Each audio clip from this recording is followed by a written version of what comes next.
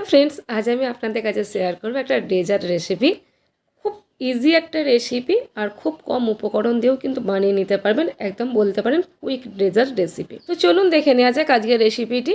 আশা করি আপনাদের ভালো লাগবে, আর ভালো লাগলে প্লিজ একটা লাইক করে দিয়ে যাবেন, আর নতুন বন্ধু হলে চ্যানেলটা সাবস্ক্রাইব করে পাশে থাকবেন। তো চলুন বেশি বক না করে রেসিপিটা স্টার্ট করা যাক।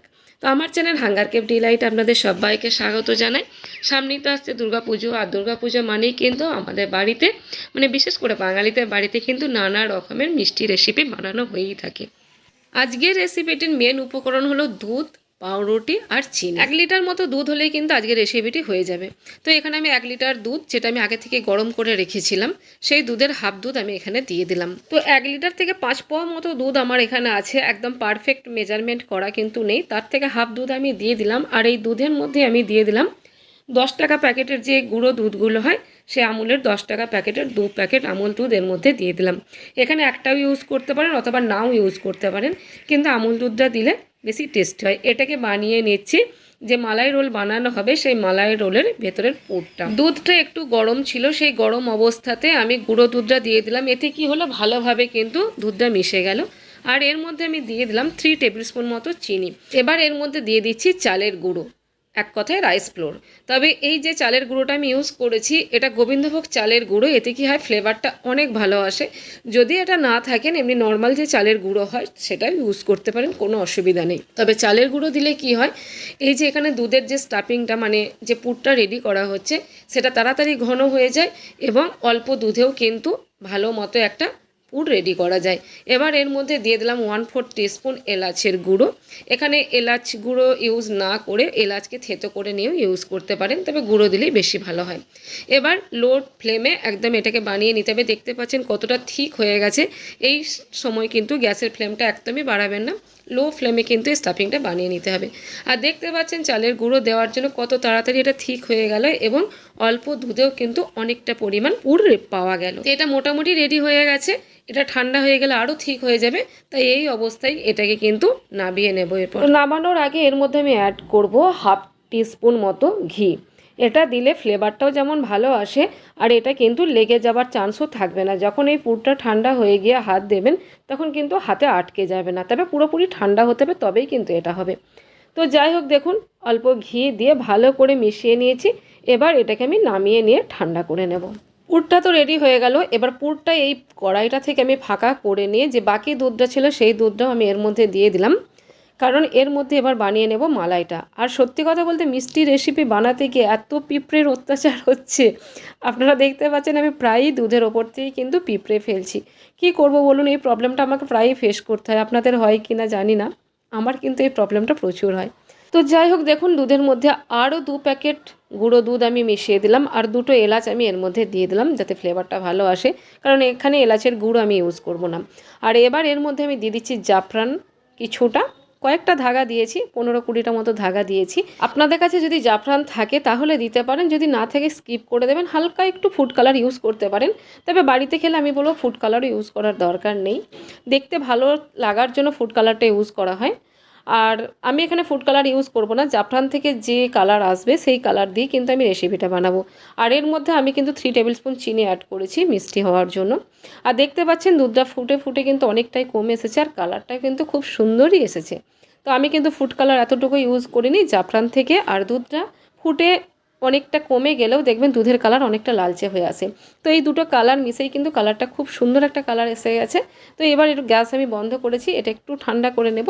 ততক্ষণে এদিকে চলুন রোলগুলো বানিয়ে নিই। প্রথমেই স্টাফিংটা আর মালাইটা রেডি করে নেওয়ার কারণ হলো, কারণ দুটো জিনিসই কিন্তু গরম গরম ইউজ করা যাবে না, ঠান্ডা করে নিতে হবে। তাই ওই দুটো জিনিস আমি প্রথমেই বানিয়ে নিয়ে এবার চলুন পাউরুটিগুলোকে বানিয়ে নিই রোল বানানোর ক্ষেত্রে। তো পাউরুটি নিয়ে নিয়েছি কয়েকটা স্লাইস করা, আর এবার এইভাবে আমি বেলনা দিয়ে একটু করে চেপে চেপে বেলে নিয়ে পাউরুটিটা পাতলা করে দিচ্ছি। এবার যে সাইডের ব্রাউন পার্টটা আছে সেটাকে কেটে আমি বাদ দেবো।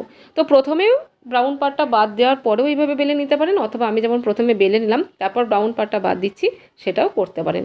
আপনাদের ওপর ডিপেন্ড করবে যে আপনারা কোনটা আগে বা পরে করবেন, এই নিয়ে কোনো রকমের প্রবলেম কিন্তু নেই। তো সাইডের ব্রাউন পার্টগুলো কিন্তু ফেলে দেবেন না, এগুলো পরেই কিন্তু ব্রেড ক্রাম্বস ইউজ করার কাজে খুব ভালো মতো ব্যবহার হয়ে যায়। তো যাই হোক, দেখুন এরকম পাতলা পাতলা করে আমি সব পাউরুটিগুলোই বেলে নিয়েছি। আর এখানে আমি 10 পিস পাউরুটি নিয়েছি। এবার এগুলোকে আমি রোল বানাবো, কিভাবে বানাবো সেটা দেখে নিন। একটা পাউরুটি নিয়ে দিলাম, আর যে স্টাফিংটা বানিয়েছিলাম মানে যে পুরটা রেডি করেছিলাম সেই পুরটা আমি এখানে প্রয়োজন মতো দিয়ে দিলাম। খুব বেশি দিতে যাবেন না, আবার খুব কমও কিন্তু দেবেন না। খুব বেশি দিলে কিন্তু ভালো মতো রোলটা তৈরি হবে না। আমার প্রথমের পাউরুটিটা দেখতে পাচ্ছেন একটু পরিমাণটা বেশি হয়ে যাওয়ায় ঠিক মতো কিন্তু রোলটা বানানো গেল না। তো একটু কম দিলে কি হবে, রোলটা কিন্তু খুব ভালো মতো বানানো যাবে। এবার সেকেন্ডটা দেখুন, সেকেন্ডটা যখন বানাচ্ছি আমি এই যে স্টাফিংয়ের পরিমাণটা একটু কম দিয়েছি। এবার দেখুন এটা কিন্তু সুন্দরভাবে রোলটা তৈরি হবে। আর এটা খুলে যাবার কিন্তু কোনো ভয় নেই, কারণ এটা কিন্তু এই যে ভেতরে স্টাফিংটা আছে না, এতেই আটকে যাবে। দেখুন কত সুন্দর হয়ে গেল, আর সুন্দরভাবে কিন্তু আটকেও গেছে। এবার পাত্রের মধ্যে কিন্তু এইভাবেই সাজিয়ে নিতে হবে। প্রথমেই আপনারা যে পাত্রে রাখতে চান সেই পাত্রে এইভাবে সাজিয়ে নেবেন। দেখুন আমি দুটো পাত্র করেছি, দুটো পাত্রে সুন্দরভাবে সাজিয়ে নিয়েছি। এদিকে দেখুন 10টা রোল বানানোর পরেও আমার কাছে কিন্তু অনেকটা স্টাফিং বেড়ে গেছে। এই স্টাফিং দিয়ে কিন্তু আর একটা মিষ্টি রেসিপি বা ডেজার্ট রেসিপি আপনাদের কাছে শেয়ার করব, সেটা আগামীকাল করব। তো ওটাকে আমি রেখে দিলাম, ওটা আগামীকাল আপনাদের দেখাবো যে কী বানাবো ওটা দিয়ে। তো আজকের যে রেজাল্টটা সেটা এবার কমপ্লিট করি। এবার যে দুধটা বানিয়ে রেখেছিলাম মানে যে মালাইটা বানিয়ে রেখেছিলাম সেই মালাইটা এইভাবে কিন্তু অল্প অল্প করে আমি দিয়ে দিচ্ছি পাউরুটিগুলোর ওপরে। আর এইখানে যে মালাইটা ইউজ করতে হবে সেই মালাইটা কিন্তু হালকা গরম থাকতে হবে, না খুব একদম ফুটন্ত গরম হতে হবে আর না একদম ঠান্ডা হতে হবে। মোটামুটি হাত দেওয়া যাবে সেরকম কিন্তু গরম থাকলেই রেসিপিটা সবথেকে ভালো হয়। তো দেখুন আমি যতগুলো রোল বানিয়ে রেখেছিলাম সব রোলগুলোর ওপরেই কিন্তু আমি যতটা মালাই বানিয়েছিলাম সবটাই দিয়ে দেবো। আর প্রথমে বেশি মনে হলেও যে মালাইয়ের পরিমাণটা বেশি দেওয়া হচ্ছে তা মনে হলেও কিছুক্ষণ রাখার পর দেখবেন পুরো মালাইটা অ্যাবজর্ব করে নেবে এই পাউরুটিতে। আর যতটা অ্যাবজর্ব করবে এটা তত টেস্টি হবে আর তত সফট হবে। পাউরুটি মানেই তো এমনি সফট, আবার যখন এই মালাইটা দেওয়া হয় তাতে কিন্তু আরও সফট হয়ে যায়। তো এরপর এটাকে আপনারা এইভাবেও খেতে পারেন, আবার ফ্রিজে রেখে কিছুক্ষণ ঠান্ডা করেও খেতে পারেন। ওপর থেকে একটু ড্রাই ফ্রুটস দিয়ে দিলাম, এটা পুরোপুরি অপশনাল, থাকলে দিতে পারেন, না থাকলে স্কিপ করে যাবেন। তবে ড্রাই ফ্রুটস দিলে খেতেও যেমন টেস্টি হয় দেখতেও ভালো লাগে। তো যাই হোক দেখুন আমি কিছু আমন্ড, কাজু আর কিশমিশ দিয়ে এটাকে গার্নিশিং করে দিলাম। এবার এটাকে কিছুক্ষণ ফ্রিজে রেখে সার্ভ করার পালা। কিন্তু তার আগে আপনাদের আমি কেটে দেখাবো যে এখনই কতটা সফট হয়েছে, তো ফ্রিজে রাখার পর এটা কতটা টেস্টি হতে পারে। আশা করি রেসিপিটা আপনাদের ভালো লেগেছে। রেসিপিটা ভালো লাগলে প্লিজ একটা লাইক করে দিয়ে যাবেন।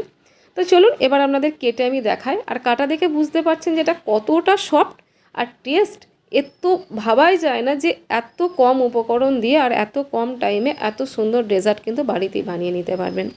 দুর্গাপুজোয় আমি বলবো বাজার থেকে কোনো রকম মিষ্টি না কিনে বেশ কয়েকটা ডেজার্ট রেসিপি আপনাদের কাছে আমি শেয়ার করেছি, আপনারা দেখে নিয়ে সেগুলো বাড়িতে কিন্তু অবশ্যই বানাতে পারেন।